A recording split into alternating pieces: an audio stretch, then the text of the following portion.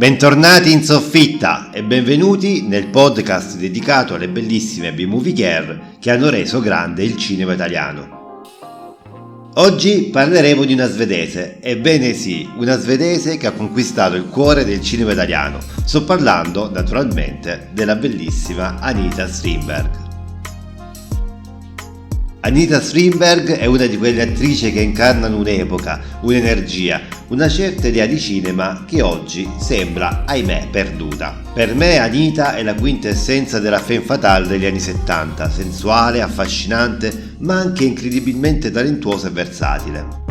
Quando la vedi sullo schermo, e uso il presente perché i suoi film sono eterni, non puoi fare a meno di essere catturato dalla sua presenza. È come se avesse un magnetismo tutto suo, che trascende il tempo e lo spazio. E quindi, a voi appassionati del cinema di genere, vi invito a scoprire e riscoprire per la prima volta i film di Anita Strindberg. Sarà un viaggio nella bellezza, nella sensualità, ma anche nella complessità e nella profondità dei personaggi che ha interpretato.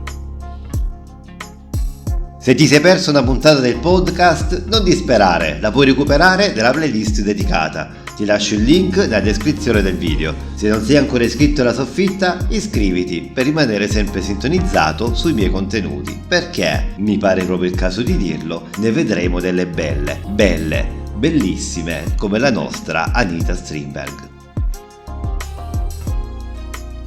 Anita Strindberg, pseudonimo di Anita Hedberg, nasce a Stoccolma il 19 giugno del 1937. Dopo alcune apparizioni in film svedesi alla fine degli anni 50, Anita inizia la sua carriera in Italia nel thriller, lavorando con maestri come Lucio Fulci in Una lucertola con la pelle di luna del 1971. In quello stesso anno la vediamo in La coda dello scorpione di Sergio Martino, con il quale collaborerà nuovamente in Il tuo vizio è una stanza chiusa e solo io non la chiave. Accanto a lei la divina Edwige Fenech e Luigi Pistilli, un trio da applausi.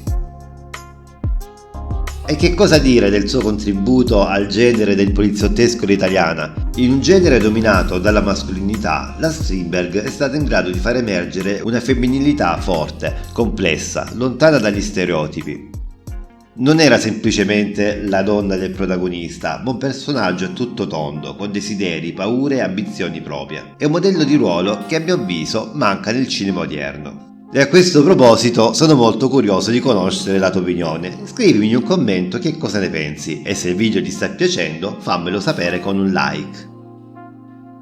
Nel 1972 Anita affianca George Lazenby in Chi l'ha vista morire di Aldo Lado. Questo film è un autentico gioiello, un must per gli amanti del genere del giallo all'italiana. Anita Strindberg non è solo un bellissimo viso o corpo da sogno, è un'attrice versatile, capace di spaziare dal thriller al poliziottesco, dall'horror al dramma. La sua interpretazione della bella di Thomas Milian in Milano odia, la polizia non può sparare di Umberto Lenzi è leggendaria. In questo film Anita ha dato un volto umano al genere del poliziottesco all'italiana, elevandolo a nuovi livelli. Ho sempre trovato affascinante il modo in cui Anita Strindberg riusciva a bilanciare sensualità e profondità, mostrando che una donna può essere sia sexy che intelligente, sia vulnerabile che forte. È un messaggio potente, specialmente in un'epoca in cui il ruolo delle donne nel cinema era molto più limitato di quanto non lo sia oggi. Nel 1974 Anita lavora con Alberto De Martino in L'Anticristo, interpretando la parte di Gretel.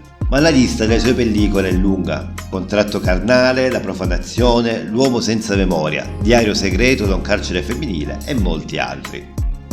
E come dimenticare il suo ultimo lavoro, Murder Obsession del 1981, accanto alla bellissima Laura Gemser di cui vi ho parlato anche in un altro podcast, andatelo a recuperare.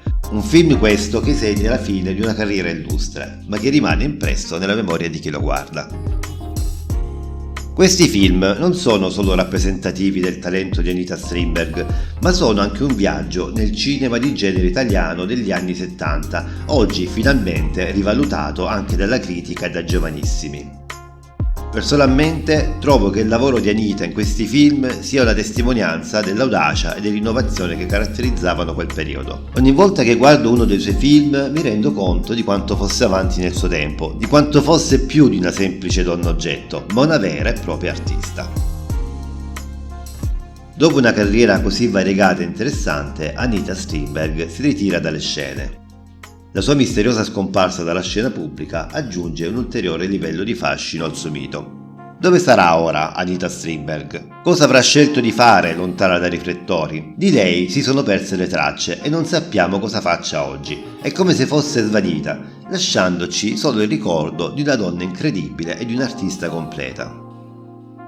Ricordate sempre, il cinema è un'arte che vive attraverso le persone che lo fanno e lo guardano, e Anita è una di quelle persone che lo ha reso indimenticabile, e cliccando sul video qui accanto potrai scoprire cosa è successo a quest'altra indimenticabile attrice.